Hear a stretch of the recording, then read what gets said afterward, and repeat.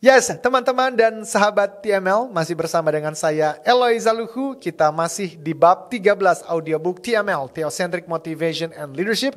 Kita lanjutkan dengan subjudul kedua, pandangan tentang makna dan tujuan kerja.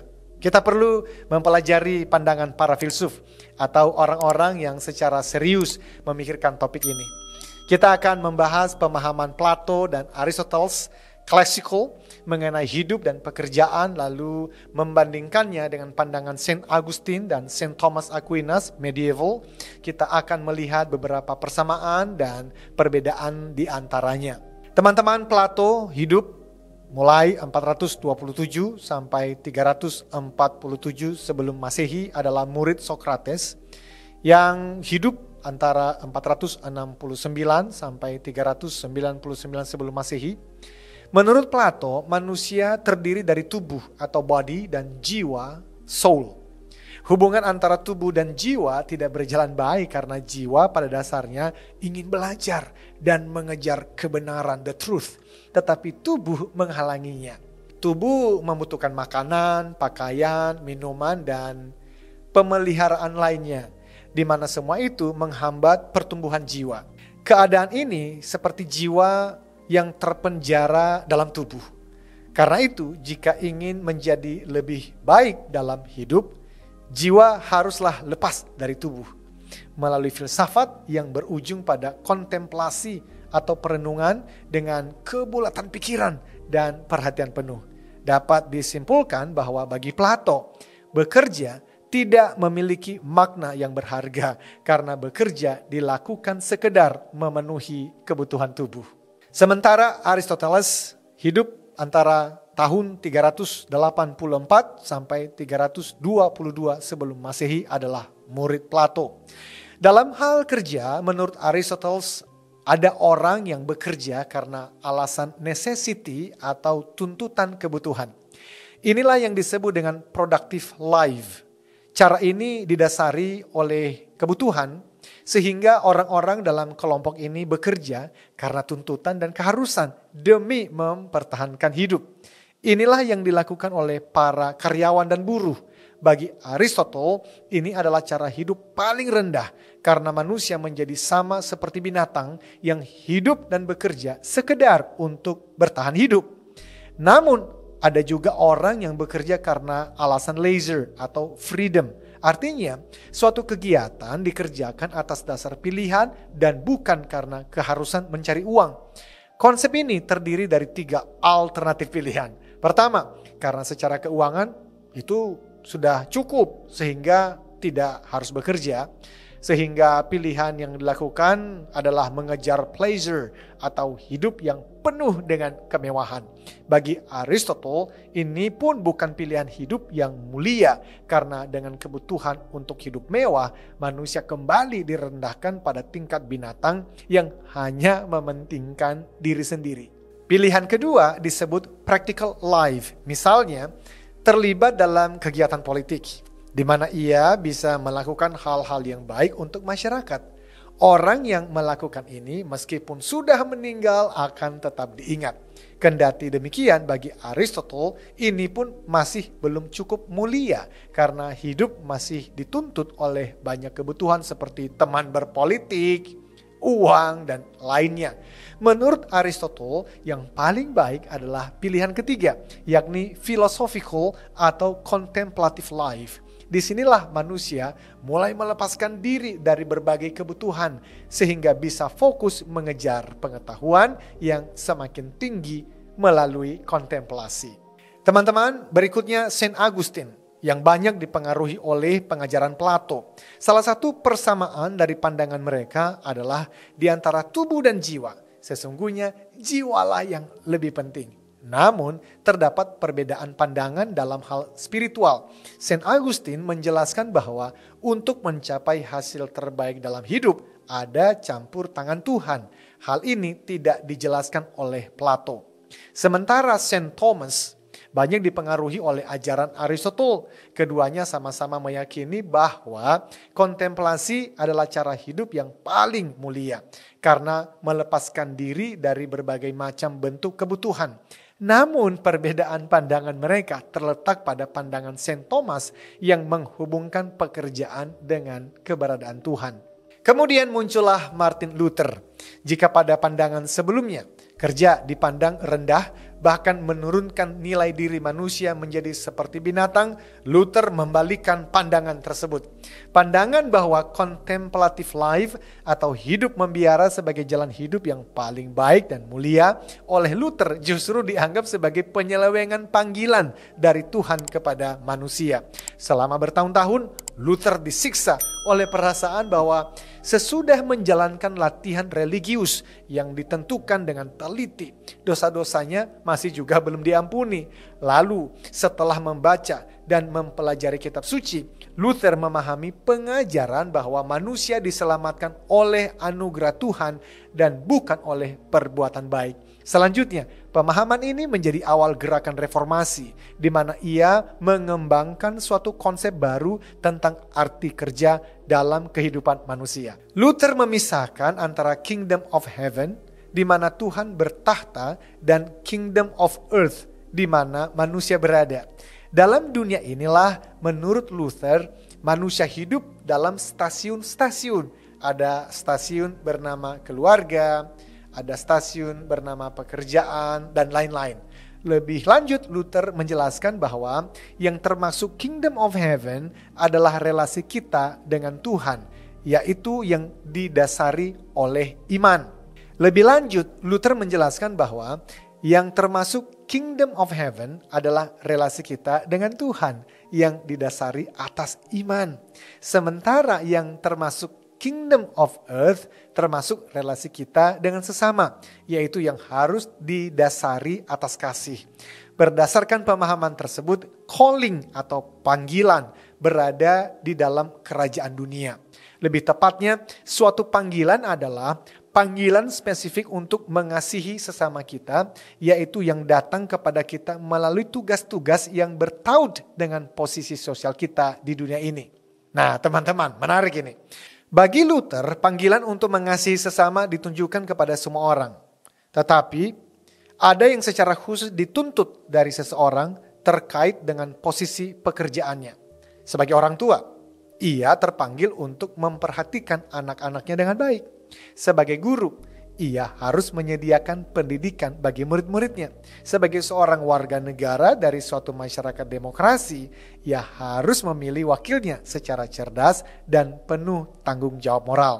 Semua panggilan ini mewakili cara-cara konkret dan spesifik untuk setiap orang melayani sesama sebagaimana Tuhan perintahkan.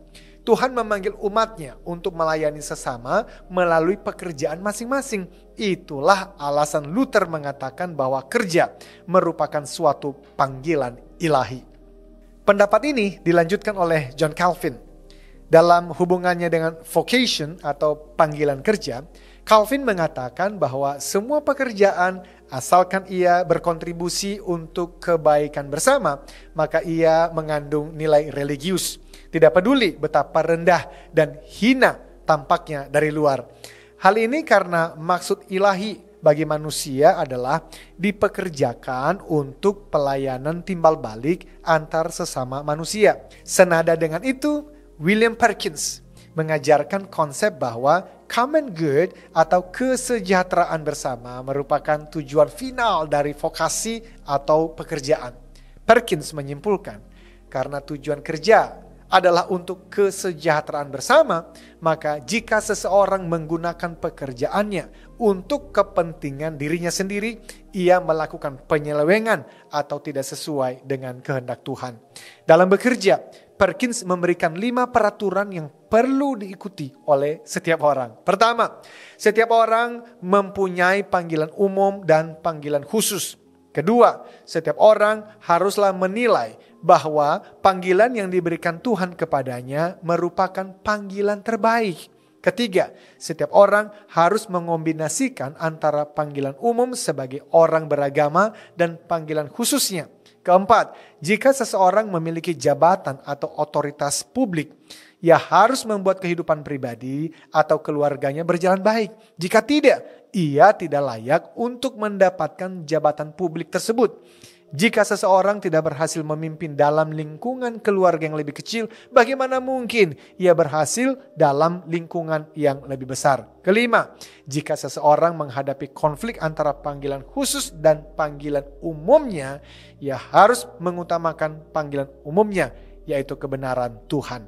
Teman-teman, kemudian mengenai pertanyaan tentang bagaimana untuk mengetahui calling atau panggilan khusus seseorang, Perkins menjelaskannya dengan pengertian A. Gifts atau bakat, dan B. Choices atau pilihan. Ini berarti kita harus menanyakan kepada diri sendiri sejumlah pertanyaan di bawah ini. Pertama, apakah saya cocok dengan kegiatan atau pekerjaan ini? Dua, apakah saya punya bakat atau talenta khusus untuk melakukannya? Tiga, apakah saya punya gairah atau passion dan semangat untuk melakukannya? Empat, apakah saya punya keinginan dan kebanggaan untuk mau melakukannya dengan baik?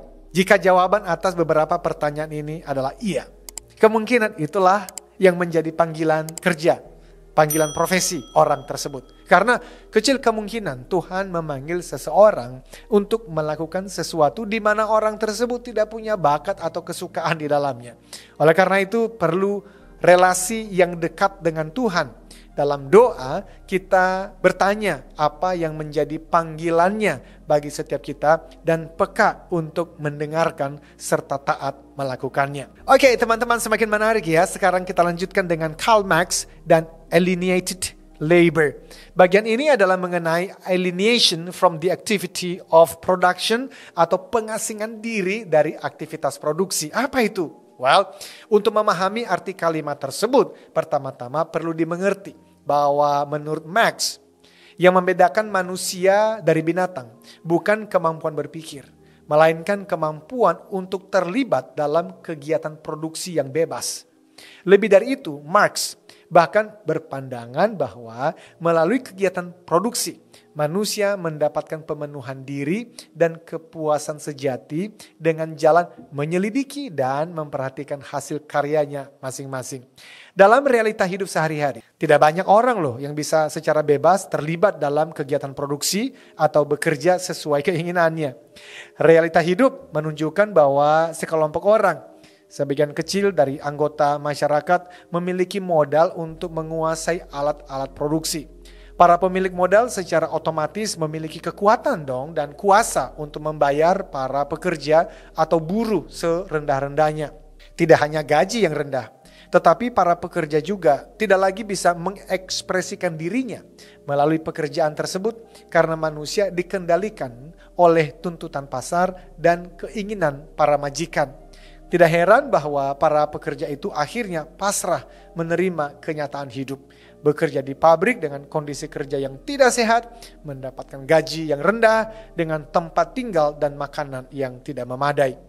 Kondisi seperti ini terjadi karena para pemilik alat-alat produksi memikirkan keuntungan material dan peningkatan keuntungan untuk diri mereka sendiri. Mereka yang tidak memiliki alat-alat produksi berada dalam posisi tidak berdaya dan harus bekerja mengikuti aturan-aturan yang ditentukan oleh kelas yang berkuasa jika mereka ingin tetap bertahan hidup. Dengan demikian, kerja tidak lagi menjadi ekspresi potensi diri, tetapi menjadi suatu keharusan dan keterpaksaan.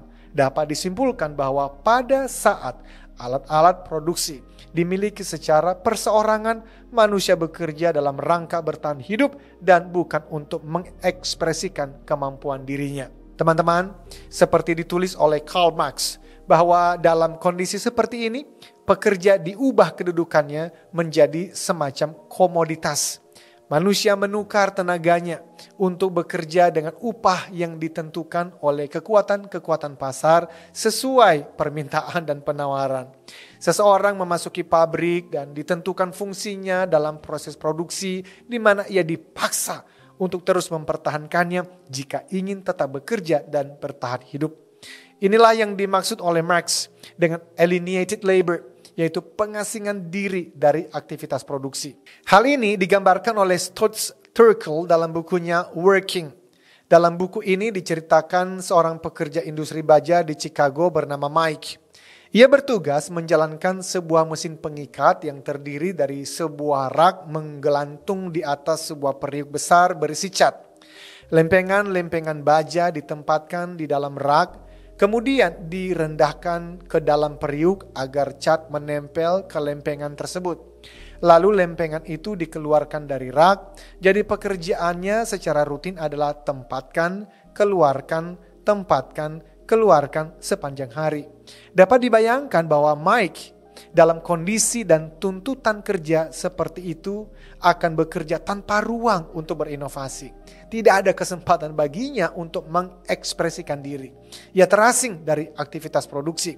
Tentu saja Marx sangat mengkritik realita ini.